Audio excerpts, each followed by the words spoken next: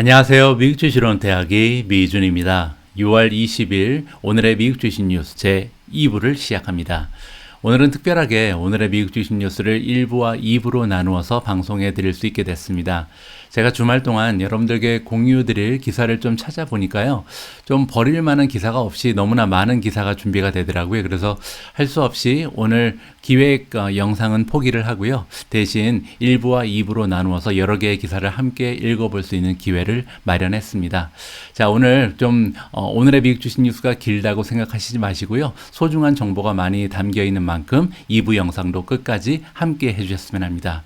자, 그러면 저녁 시간에 보내드리는 오늘의 미국 주식 뉴스 제 2부 바로 시작합니다.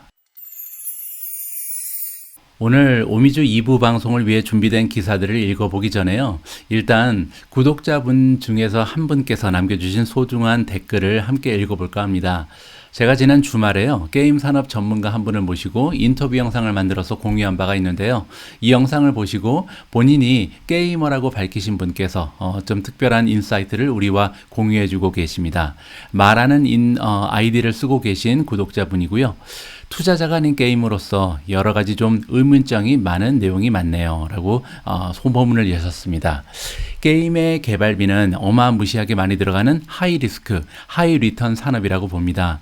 특히 최근 개발자의 몸값이 엄청나게 올라가면서 제작 비용도 늘었다는 건 상당히 유명한 이야기인데 게임을 10년 장기로 하는 게임도 정말 극히 드물고 설령 게임이 초반에 성공한 것 같아도 게임 패치를 잘못하거나 업데이트를 유저들에게 심기를 거슬리게 해서 문제가 되는 경우도 정말 많아요. 배틀그라운드가 리그 오브 레전드를 잡고 세계 1위를 할 것 같았지만 지금 결과적으로 보면 버그와 핵을 잡지 못하고 하향세를 가고 있습니다. 오버워치도 한때 리그 오브 레전드를 잡았다 했는데 지금은 어떨까요?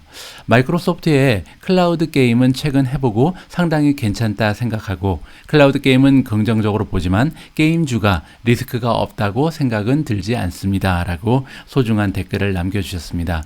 아무래도 제가 게임에 대한 그 지식과 경험이 정말 부족하기 때문에요. 이렇게 그 게임을 주로 하시는 분, 프로 게이머신지 아니면 개인적으로 게임을 사랑하시는 분인지 모르겠지만 굉장히 소중한 이런 정보를 우리와 함께 공유해 주시기 때문에 전체적으로 많은 도움을 받으실 거라고 생각을 합니다. 앞으로도요, 다양한 산업에 종사하시는 분들이 모여 있는 것이 바로 이 미주원의 커뮤니티라고 생각을 하거든요. 게스트도 많이 모실 거고 제가 여러 가지 기사를 읽어가면서 다양한 정보를 우리가 접할 텐데요. 이럴 때마다 만약에 여러분들께서 전문성 있는 분야에 대한 잘못된 정보라든지 아니면 추가적인 정보가 좀 공유될 수 있다고 생각하시면요. 주저 말고 이렇게 댓글을 통해서 연락을 주시거나 아니면 제 이메일을 통해서 소중한 정보를 공유해 주시면요. 많은 분들께 꼭 공유하면서 함께 성장할 수 있는 그런 채널이 될 수 있도록 하겠습니다. 자, 오늘 소중한 인사이트를 나눠주신 마님께 감사의 말씀을 다시 한번 드립니다. 자, 오늘 2부 방송에서도요, 조금은 긍정적인 기사를 가지고 포문을 열도록 하겠습니다. 자, 이번 기사의 제목을 보시면요, 시장이 지금 미끄러 떨어졌는데 이러한 그 하락장이 제너레이션 오퍼튜니티, 일부에서와 같은 표현이 지금 반복되고 있습니다. 일부에서도요, 바론이라는 분이 등장을 하셔서 지금 현재 하락장이 제너레이션 오퍼튜니티, 즉 30년 만에 한번 올까 말까한 이런 기회를 안겨줬다고 얘기하잖아요. 이번 기사에서도 같은 이야기가 반복되고 있습니다. 한 가지 이제 추가점이 있다면 지금 이러한 제너레이션 오퍼튜니티가 왔을 때 어떤 기업을 매수하는 것이 좋을지 여기에 대한 팁까지 들어있는 기사다. 이렇게 이해하시면 좋을 것 같습니다. 자, 이번에 등장하는 전문가의 이름이 여기 나와 있습니다. 펀드 매니저고요. 이름이 실비아 자블론스키인데요. 자, 이분이 금요일 날 조언을 해주고 있다. 자, 어떤 내용인지 한번 읽어보시죠. 자, 최근에 주식이 많이 떨어졌다라고 얘기합니다. 그리고 이러한 그 주식의 하락세는요, 우리 투자자들에게 특히 어떤 투자자들한테 유리하냐면 long time horizon, 즉 투자 기간이 굉장히 긴 사람들이 있잖아요. 그래서 앞으로 5년, 10년을 보면서 투자하는 장기 투자자들한테는 굉장히 커다란 generational opportunity, 30년에 한 번 올까 말까한 그런 기회가 찾아오고 있다라고 이야기를 해주고 있습니다. 자, 그래서 이런 기회를 통해서 어떤 주식을 사야 되냐면 하이 그로스 스톡, 즉 예를 들어서 뭐 성장주라든지 테크 주식을 얘기하는 것 같죠. 그래서 성장세가 굉장히 좋은 이런 주식을 굉장히 좀 비교적 저렴한 가격에 살 수 있는 기회가 찾아왔다라고 이야기를 해주고 있습니다. 자, 지금 굉장히 어려운 상황이지만요. 이게 나중에 끝나고 나면 노이즈에 불과할 것이다. 그냥 굉장히 시끄러웠을 뿐이다라고 얘기하는데 그때 언제 그럴 거냐면 나중에 시간이 흘러나고 우리가 좀 뒤돌아보면 그렇다는 거죠. 자, 이게 무슨 얘기냐면요. 우리가 S&P 500의 차트를 좀 보면요. 이 차트는 현재 1982년부터 지금까지의 차트를 쭉 보고 있는 건데요. 뭐 예를 들어서 가장 대표적인 예가 2007년에서 2009년까지 한 2년 정도 주식시장이 정말 대폭락을 했었죠. 이때 그 탑에서 다운까지요. 56%가 빠졌었거든요. 근데 지금 와서 보면 사실 이 56%라는 것은 그때 당시에 경험했던 사람 입장에서는 죽고 싶었겠죠. 거의 지옥처럼 느껴졌을 텐데 지금 이 그래프를 보면서 우리가 볼 때는 조금 내려갔다 다시 올라갔구나. 이렇게 간단하게 얘기할 수 있을 정도의 에피소드에 불과하다. 이렇게 지금 얘기를 하는 거죠. 따라서 지금 이 기사에 나와 있는 것처럼 이 실비아 자볼론스키가 얘기하는 것도요. 결국 뒤돌아서 보면 잠깐 뭐 굉장히 시끄러웠던 그런 장세에 불과할 것이다. 이렇게 얘기를 해주고 있습니다. 자, 이분의 지금 잡 타이틀이 나옵니다. Chief Investment Officer를 맡고 있고요. 일하고 있는 곳은 디파이낸스 ETF의 지금 CIO를 맡고 있는 실비아 자볼론스키의 조언입니다. 자, 하지만 in the short term, 단기적으로 보면 굉장히 좀 시각을 우리가 멀리 보지 못하고 단기적으로 보면 굉장히 고통스럽다. 그리고 너무나 지금 느낌이 좋지 않다는 거죠. 그렇게 지금 하지만 우리가 이러한 그 단기적인 고통을 감수하면서 이것을 이겨내야 된다라고 조언을 해주고 있습니다. 자, 지금 같은 투자 환경에서는요, 자볼론스키가 강조해주고 있다. 자, 기회를 지금 강조해주고 있는데 어디에 지금 기회가 있냐면요, 빅테크 네임입니다. 즉 우리가 메가테크 기업이라고 부르는 기업들을 추천해주고 있어요. 그래서 메타 플랫폼즈라든지 아마존, 애플, 알파벳 이런 종목들을 매수하라고 얘기해주고 있고요. 또한 엔비디아라는 종목을 지금 굉장히 좋게 보는 것으로 나와 있습니다. 포텐셜 바잉 오퍼추니티다. 그 이유는 뭐냐면요, 앞으로도 계속해서 반도체에 대한 이 수요는 늘어날 수밖에 없다. 4차 산업혁명에 의해서 계속해서 4차 산업혁명에 어떻게 보면 석유가 될 수 있는, 물이 될 수 있는 이 반도체 종목이야말로 앞으로 계속해서 전망이 좋다. 이러한 의견을 가지고 있는 것으로 보입니다. 자, 펀드 매니저가 예측을 하기를 우리 인베스터들이 만약에 decent return, 그러니까 좋은 수익을 얻기 위해서는요, 최소한 이 전망을 1년에서 2년까지는 봐야 된다. 최단기 그렇다는 겁니다. 그래서 만약에 지금 주식을 매수해서 수익을 보고 싶으면 적어도 1, 2년은 기다려야 될 것이다라고 얘기하죠. 왜냐하면 아직까지는 불확실성이 너무나 크다는 겁니다. 그래서 인플레이션이 어떻게 진행될지도 모르고 또한 리세션이 올지 안 올지도 모르는 상황이잖아요. 따라서 단기적으로 봤을 때는, 가까운 미래를 봤을 때는 굉장히 변동성이 심한 레인지 바운드, 그러니까 여기에서 여기 왔다 갔다 하는 그런 걸 얘기합니다. 그래서 올라갔다 내려갔다 하는 이런 변동성 장세가 앞으로도 나타날 가능성이 굉장히 높다. 따라서 지금 주식을 사서 뭐 한두 달 안에 수익을 낸다. 이것은 불가능하다는 얘기죠. 그래서 멀리 봐서 1, 2년 정도 기다리면 지금 산 가격보다는 올라갈 것이다라고 전망을 해주고 있습니다. 자, she was unwilling. 그러니까 지금 현재 주식 시장이 바닥을 찍었다라고 얘기하기는 힘들다라고 얘기하죠. 따라서 바닥이 언제일지는 아무도 알 수 없다라고 얘기한다. 하지만 그럼에도 불구하고 지금부터는 목표한 주식들이 있다면 한두 주주 담는 것이 좋을 것이다라는 조언을 아끼지 않고 있습니다.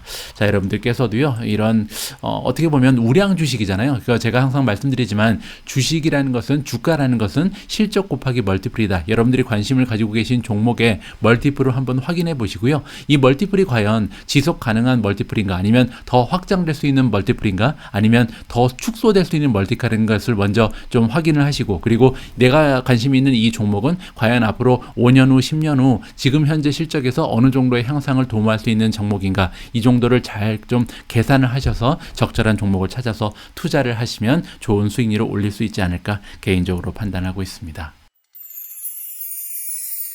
자, 바로 앞에 나왔던 기사의 그 요지를 좀 정리를 해보면요. 지금 현재 굉장히 커다란 하락 장세가 지속되면서 30년 만에 한 번씩 올까 말까 하는 매수 기회가 찾아오고 있다. 그리고 이런 기회를 활용을 해서 우리가 좀 매수해야 되는 종목들은요, 메가테크 기업이 가장 좋다라고 추천을 해주고 있습니다.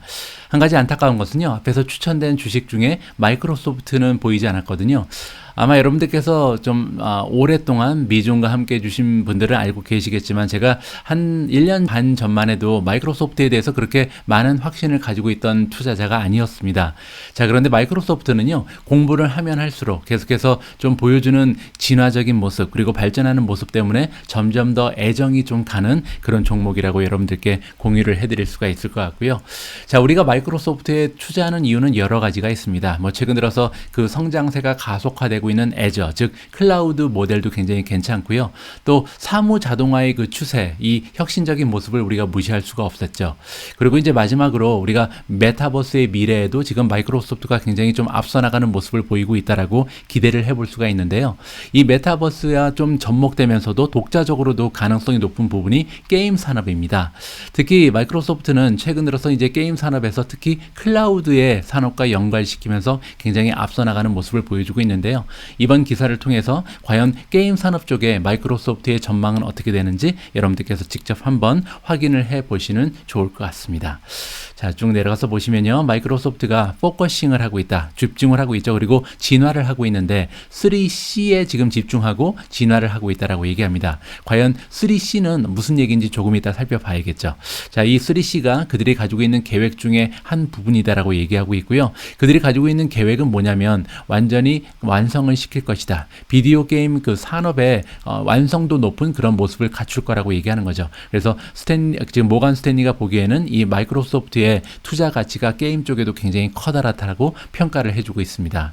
자, 이 그 모간 스탠리에서 이번에 엑스박스 CFO인 팀 스튜어트랑 이야기를 나눈 것으로 나와 있고요. 엑스박스는 많은 분들께서 이미 알고 계신 것처럼 마이크로소프트가 자체적으로 판매하고 있는 그 하드웨어 게임 산업을 얘기하는 거고요. 최근 들어서는 이제 엑스박스와 접목을 해서 이 클라우드 게이밍을 만들어내고 있습니다. 자, 애널리스트 이름은 키스 와이즈고요. 자, 이분이 지금 $372라는 목표 주가를 가지고 있습니다. 따라서 현재 마이크로소프트의 주가가 247.65거든요. 따라서 지금 현재 주가에서 한 50% 넘게 급등할 가능성이 있다라고 보니까 굉장히 좀 마이크로소프트에 대해서 좋은 의견을 갖고 있는 그런 애널리스트 중에 한 명이 키스 와이즈다. 이렇게 이해를 하시면 될 것 같습니다.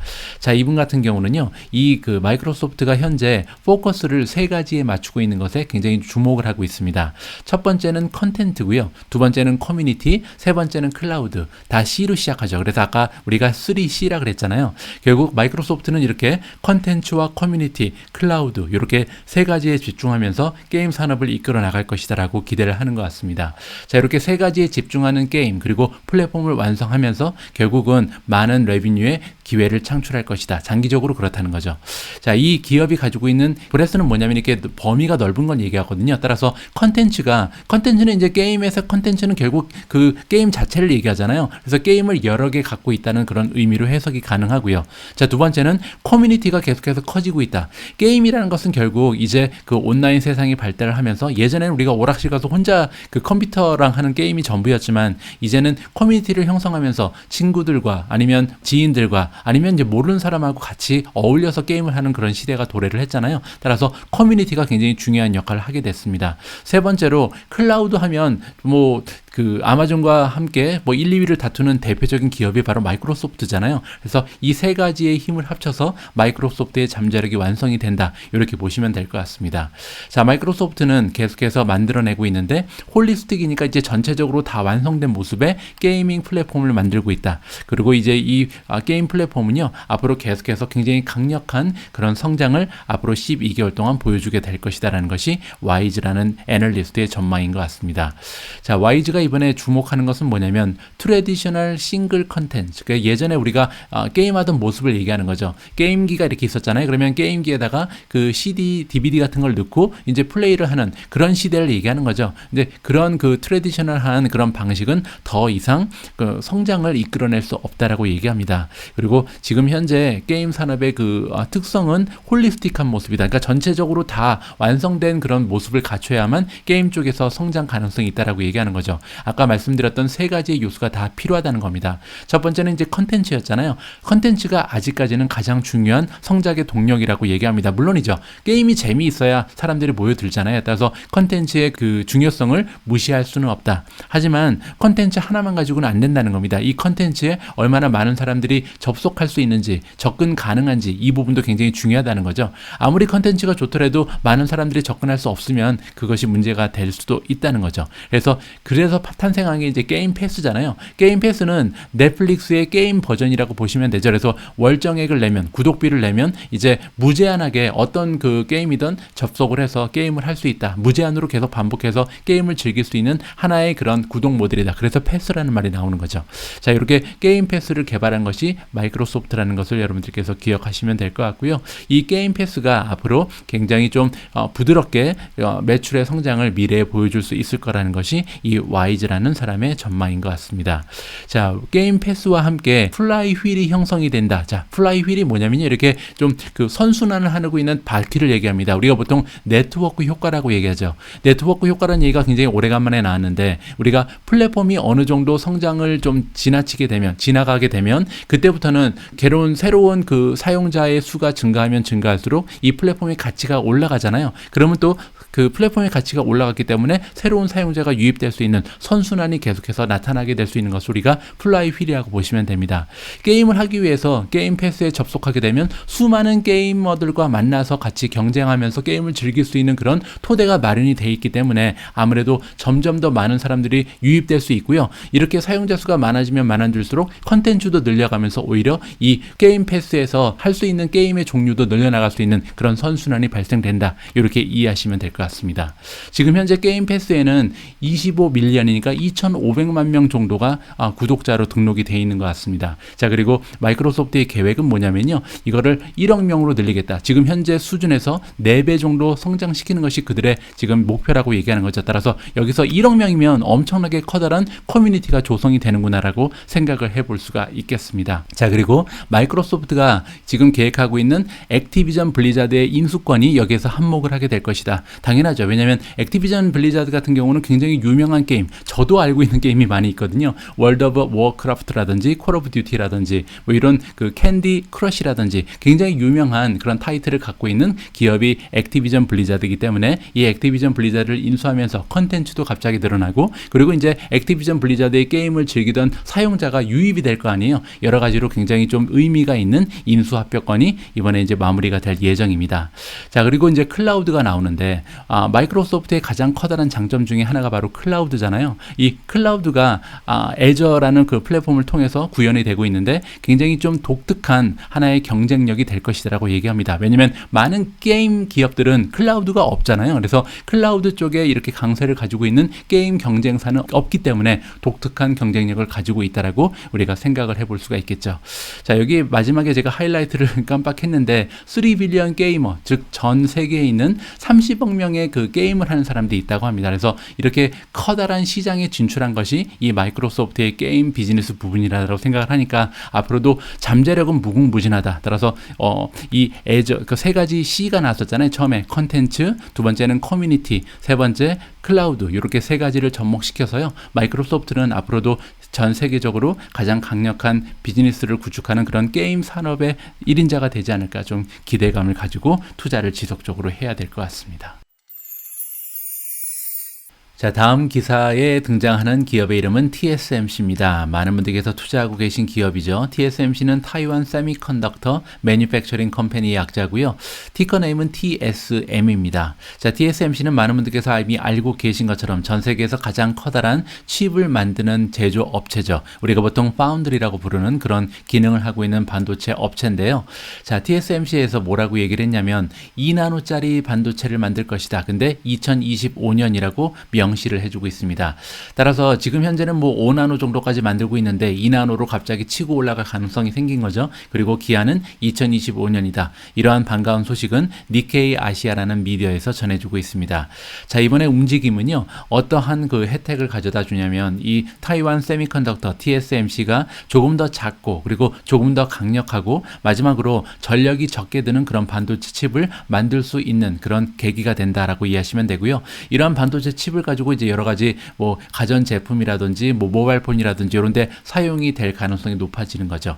자, 삼성 그리고 인텔이요. 최근 들어서 굉장히 좀 빠른 행보를 보여주고 있습니다. 최근에 어떤 발표를 했냐면 여기 나와 있는 것처럼 점점 더 작은 규모의 그런 칩을 만들 것이다. 그래서 삼성 같은 경우는요. 3나노짜리를 올해 말까지 만들 거라고 발표한 적이 있고요. 인텔은 2025년까지 1.8나노, 즉 2나노 가까운 거죠. 1.8나노까지 발전이 가능하다라고 얘기한 바가 있습니다. 자, 그리고 밑에 내려와서 보시면요. 또 그와 별개로 TSMC가 또 뭐라고 얘기했냐면 액세스를 가지게 될 것이다. 즉 살 수 있을 거라고 얘기하는 건데요. 뭘 살 수 있냐면 넥스트 버전에 굉장히 앞서 나가는 칩 메이킹 툴, 도구를 살 수 있다. 이거는 이제 장비를 산다는 얘기입니다. 그래서 ASML이라는 세계의 가장 유능한 그 반도체 장비에 있어서는 경쟁사가 없는 독점 기업이죠. ASML이 만들어내는 다음 버전의 장비를 우리가 살 수 있게 됐다. 2024년에 계약을 했다. 이렇게 지금 얘기하고 있는 거죠. 자, 이렇게 한 단계 앞서 나가는 반도체 장비 이름이 여기 나와 있습니다. High-NA EUV라고 나와 있는데요. High-NA EUV는 뭐냐면 차세대 극자외선 노광 장비라고 보시면 됩니다. EUV가 바로 극자외선 노광 장비인데 High-NA라 그래서 이제 다음 세대를 얘기하는 거죠. 그래서 지금 만들어지는 것보다 훨씬 더 속도도 빠르고 빨리빨리 반도체를 생산할 수 있는 그런 장점이 있는 장비라고 보시면 됩니다. 자, 참고로요. 이 그 차세대 극자외선 노광 장비 High-NA EUV를 이 인텔에서 확보하게 됐다라고 자랑한 것이 올 초 1월 달이었거든요. 그래서 한 5개월 전에 그 인텔이 그렇게 얘기했습니다. 우리가 이제 차세대 NA 그 EUV를 확보하게 됐기 때문에 타이완 세미컨덕터를 앞서 나갈 수 있다. 그래서 우리가 2025년까지는 이 2나노, 1.8나노를 만들 수 있을 거다. 이렇게 이제 장담을 했었습니다. 자, 그런데 지금 이 기사를 통해서 알 수 있는 것은 뭐냐면 인텔에만 주지는 않겠다. ASML 입장에서는 두 기업이 경쟁을 하건 뭘 하건 좋지만 나는 인텔에도 팔고 그리고 TSMC에도 같은 기계를 팔겠다라고 공표를 했다. 이렇게 이해하시면 좋을 것 같습니다. 자, 어쨌든 ASML 입장에서는요. 이렇게 뭐 TSMC와 그 인텔 그리고 삼성 그 세 가지 기업의 파운드리 전쟁을 좀 등에 잇고 좋은 매출을 올릴 수 있는 좋은 기회가 발생했다. 이렇게 이해하시면 좋을 것 같습니다. 지난주 금요일 주가의 흐름이 가장 좋았던 종목 중에 하나가 차지포인트였는데요. 주가가 보시는 것처럼 11.79%나 단 하루 만에 급등을 했습니다.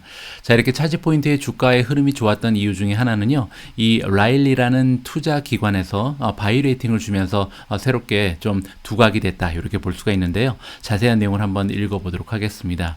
B 라일리 세큐리티즈 투자 기관의 이름이고요. 이 기관에서 스타트업이니까 커버를 하지 않고 있었는데 새롭게 커버를 하기 시작했다. 뭐 이 존재만으로도 굉장히 중요한 의미가 있죠. 왜냐하면 차지포인트는 커다란 그 기업이 아니잖아요. 상장한 지 얼마 되지 않은 기업이기 때문에 많은 투자 기관에서 다루지 않는 기업인데 새롭게 이 라일리라는 그 투자 기관에서 다루어 준 것만으로도 굉장히 고맙습니다. 자, 그런데 처음으로 준 레이팅이 바이, 즉 매수 의견을 던져주고 있고요. 특히 그 타겟 프라이스가 굉장히 높습니다. 그래서 목표 주가가 20달러가 지금 나오고 있거든요. 지금 현재 주가가 14달러죠. 따라서 만약에 20달러까지 올라갈 수 있다면 나누기 14 하면요. 주가가 지금부터 42%, 43% 정도 급등할 가능성까지 지금 염두를 해둔 그런 매수 의견이 나오고 있기 때문에 굉장히 커다란 호재를 맞이한 것으로 우리가 기대를 해도 좋을 것 같습니다. 자, 애널리스트 이름은요. 크리스토퍼 사우스고요. 자, 이분이 뭐의 관점을 주고 있냐면 지금 차지포인트는 more than 70% 마켓 시어를 가지고 있다.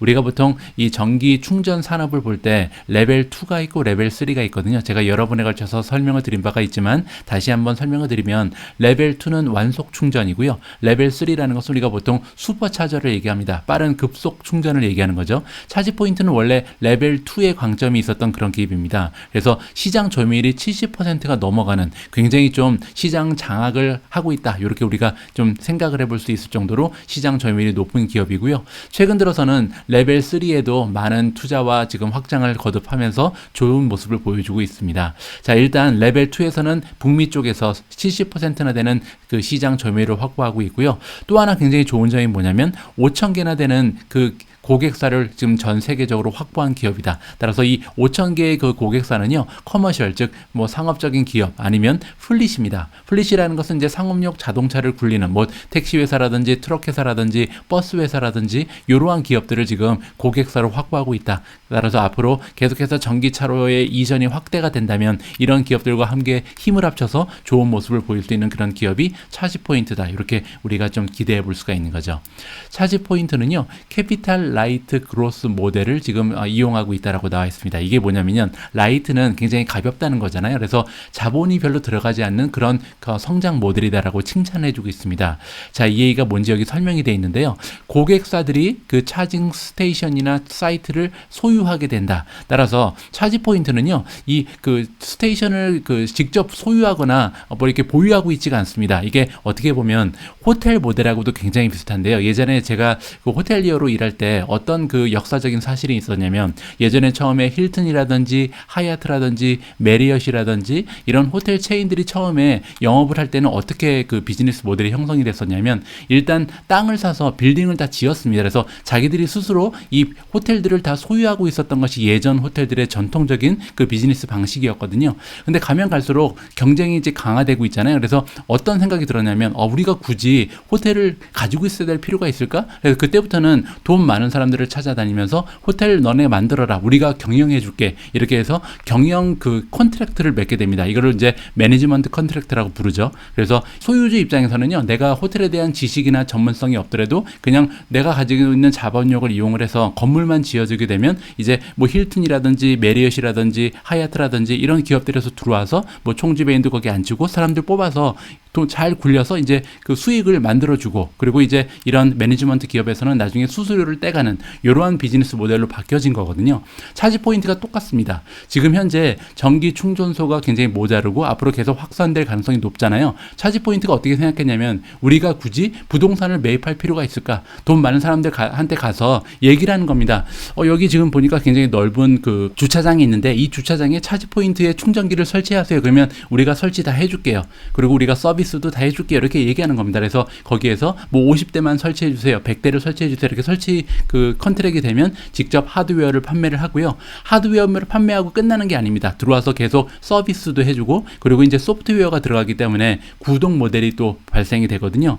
따라서 차지 포인트가 발표한 내용에 따르면 처음에 하드웨어를 판매한 다음에요, 7년 정도가 지나면 이 서비스 매출 그리고 이제 소프트웨어 반복 매출이 있잖아요. 이 반복 매출에서 들어오는 매출이 처음에 하드웨어를 판매한 매출보다 7년 차부터는 같은 규모에 이르게 된다. 8년 차부터는 오히려 이 구독 모델에서 더 많은 그 매출을 발생시키는 게 차지 포인트의 비즈니스 모델이다. 굉장히 좀 영리한 방법을 지금 쓰고 있는 거거든요. 자, 그런 면에서 지금 굉장히 좋게 본다. 이렇게 이해하시면 될 것 같습니다. 자, 그렇기 때문에 차지 포인트 입장에서는요, 굉장히 빠르게 성장을 거듭할 수가 있겠죠. 그래서 프로덕트 디벨롭먼트, 새로운 그 충전기를 개발하는 데 초점을 맞출 수 있고, 그리고 고객을 관리하고 새롭게 애퀴지션 하는데, 그러니까 새로운 고객을 확보하는데 보다 많은 에너지와 시간을 집중적으로 투자할 수 있다. 이렇게 우리가 이해해 볼 수가 있습니다.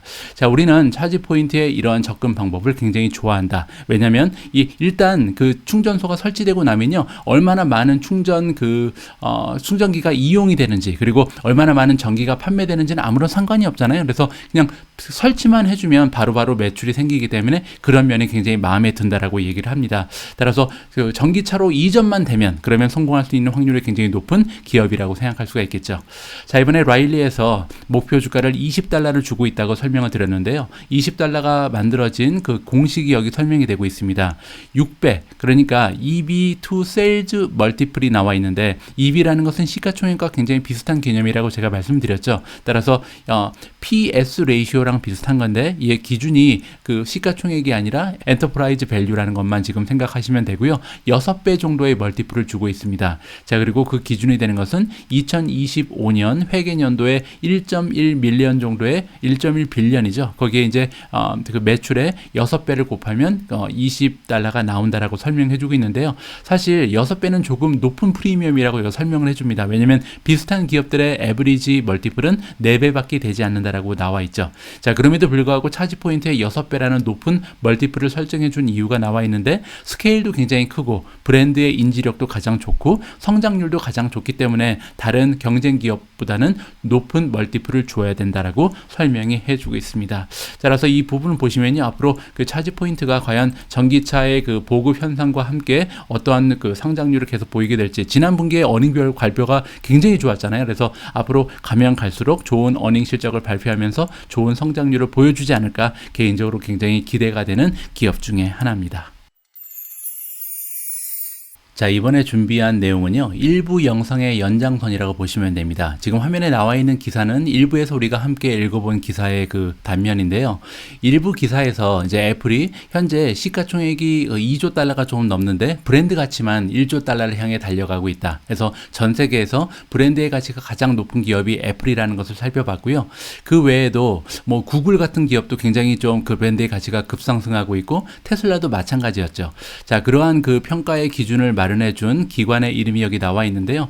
칸타라는 기관에서 만든 스타디, 연구의 결과였다. 이렇게 보시면 되고요. 그 밑에 보시면 서베이 결과가 하나 더 나와 있잖아요. 프로펫 브랜드 렐러번스 인덱스라는 것이 있는데, 이거는 그 300개 정도 되는 컨슈머 관련된 브랜드를 가지고 대상으로 해서 무려 13,000명 가까이 되는 그런 소비자들을 상대로 설문조사를 해서 이 설문조사에서 가장 인기가 있는 그런 브랜드를 좀 선별해냈다. 이렇게 보시면 되거든요. 자, 여기에 나와 있는 그 종목들이 설명드린 것처럼, 일부에서 설명드린 것처럼 S&P 500의 그 평균 수익률보다 25% 정도 지난 10년 동안 좋은 수익률을 내왔다. 따라서 이 브랜드의 가치가 높다는 것은 굉장히 좀 우리 투자자 입장에서는 주요한 하나의 투자의 척도가 될 수 있다. 이렇게 우리가 생각을 해볼 수가 있는 겁니다. 자, 그래서 이번에는요, 앞에 영상에서는 우리가 칸타 지수를 기준으로 해서 탑 10 기업들을 살펴봤는데, 이번에는 그러면 프로펫 브랜드 렐러번트 인덱스를 기준으로 했을 때 어떤 종목들이 브랜드의 가치가 가장 뛰어난지, 이 부분에 대한 랭킹을 한번 살펴보도록 하겠습니다. 자, 지금 보고 계신 보고서가 제가 직접 프로펫 브랜드 렐러번스 인덱스를 찾아서 여러분들께 보여드리고 있는 슬라이드입니다. 자, 앞에서 설명드린 것처럼 무려 293개 정도 되는 브랜드를 대상으로 해서 설문조사를 진행을 했고요. 이 설문조사에 참가한 소비자들의 숫자는 13,500명이 넘는다. 이렇게 보시면 됩니다. 자, 탑 50가 나옵니다. 그래서 전 세계에서 브랜드의 가치가 가장 뛰어난 기업들이 쭉 나열이 되어 있는데요. 1위는 애플이죠. 애플이라는 것은 우리가 이미 알고 있었고요. 2위에 굉장히 좀 의외의 이름이 등장을 합니다. 펠로톤이 지금 2위를 차지하고 있거든요. 굉장히 좀 의외의 그런 모습이고요. 3위 종목은 스포티파이입니다. 4위가 보세, 5위가 안드로이드, 구글이죠. 자, 그리고 6위가 인스턴트 폿, 그리고 7위가 저는 잘 모르는 기업인데 이걸 찾아보니까 소니의 플레이스테이션입니다. 자, 그리고 8위가 핏빗이고요. 9위는 테드, 많은 분들께서 알고 계시죠. 10위는 USAA입니다. 자, 그 밖에도 우리가 잘 알고 있는 종목들이 많이 등장을 하는데, 10위는 애프터페이. 애프터페이 여러분들 기억하실 겁니다. 스퀘어가 인수한, 그러니까 블록이 인수한 기업이죠. 자, 그리고 13위에 테슬라가 올라가 있고요. 13위는 마블이죠. 15위 아마존, 16위 레고, 17위가 픽사, 그리고 19위에 다이손. 아마도 많은 분들께서 집에 다이손 그 청소기를 가지고 계실 것 같고요. 22위가 토요타도 보이고요. 21위가 텔라덕이 보입니다. 자, 그리고 24위에 애쉬, 25위 구글, 27위가 혼다죠. 그리고 28위 디즈니, 29위 넷플릭스. 그 밖에도요, 엑스박스, 마이크로소프트 35위에 등장을 하고 있고요. 소니가 38위, 그리고 40위에 이케아가 들어가 있습니다. 41위는 핀트레스트, 42위에 삼성이 등장을 하고요. 비욘드 밋이 44위, 그 밖에 벤츠가 47위, 그 정도가 지금 우리가 관심을 가지고 있는 종목인 것 같습니다. 자, 어쨌든 여기에 나와 있는 순위는 우리가 앞서 일부에서 확인한 그런 순위랑은 약간 차이가 있죠. 아무래도 그 선별하는 방법에 약간의 좀 차이점이 있기 때문이 아닌가 합니다. 이거는 이제 순수하게 설문조사를 통해서 만든 소비자들이 가장 좋아하는 그런 기업들의 리스트다. 이렇게 이해하시면 될 것 같습니다. 자, 6월 20일 1부와 2부로 나누어서 방송해드린 오늘의 미국 주식 뉴스 마감할 시간입니다. 오늘은요, 특별히 1부 마지막에도 자막 영상이 있었고요. 2부 마지막에도 자막 영상을 오미주 님께서 좀 도와주셨습니다. 자, 오늘 2부를 마무리하는 자막 영상에는 엘 에리언이 등장을 합니다. 제가 여러 번에 걸쳐서 말씀드렸지만 이분은 제가 거주하고 있는 캠브리지의 동네 분이시고요. 캠브리지 대학의 킹스 칼리지 학장님이시더라고 보시면 됩니다. 제가 이분의 영상을 지난 한 2년 정도 계속해서 팔로우 하면서 보고 있는데 인플레이션에 관련해서는 가장 정확한 예측을 해주신 분이 바로 에리언 학장님이시다 이렇게 보시면 되거든요. 과연 지금까지 인플레이션의 현황에 대해서 가장 정확한 예측을 해주신 이 경제학자께서는 앞으로의 모습, 앞으로의 경제 현황에 대해서는 어떠한 생각을 가지고 계신지 여러분들께서 직접 이 자막 영상을 통해서 확인해 보시면 좋을 것 같습니다. 제가 오늘 준비한 내용은 여기까지입니다. 다시 한번 공지 말씀을 드리면요. 6월 20일 월요일 날 미국 증시는 오픈하지 않습니다. 그럼에도 불구하고 오늘 끝까지 미존 방송 함께 해주신 분들께 감사의 말씀을 드리고요. 저는 내일 조금 더 여러분들께 도움되는 내용 잔뜩 모아서 다시 영상을 통해서 인사드릴 수 있도록 하겠습니다. 우리 모두가 미국 주식 투자로 은퇴하는 그날까지 다 함께 화이팅입니다. 행복한 하루 되세요. 감사합니다. Has the Fed just committed to driving us into a recession? That is an unfair question because the Fed has no choice but to confront inflation. So in doing so, and because it's late, yes, it has increased the probability of a recession. But the original sin, John, was committed last year. And once you start from such a suboptimal position, you end up in this dilemma, which the Fed has right now, which is going to end up making one of two policy mistakes. Either push the economy into recession with a high likelihood, or alternatively persist with high inflation for too long. You believe they would take the latter option. Is that still your stance? I believe they're going to flip-flop. And that's the worst of all three possibilities. That right now they're focused on inflation. As the growth consequences become clear, that they're going to ease their foot off the brakes and then have to slam on the brakes again. And that is my fear, that they will end up flip-flopping, something that we used to witness in the old days with central banks. And I worry that we may see it again. I hope we don't, but I do worry that we may see it again. Is that weakness clear now? And do you think their dual mandate is in conflict right now already? So it depends how you define the mandate. If the mandate is strictly defined as employment, no, the labor market is still doing well. If you take it broader and look at growth, indicators are that growth is slowing down. The Atlanta Fed is at 0 for the second quarter. An average of projections see it coming down below 1%. So growth is slowing down, but the good news is that the labor market is still strong.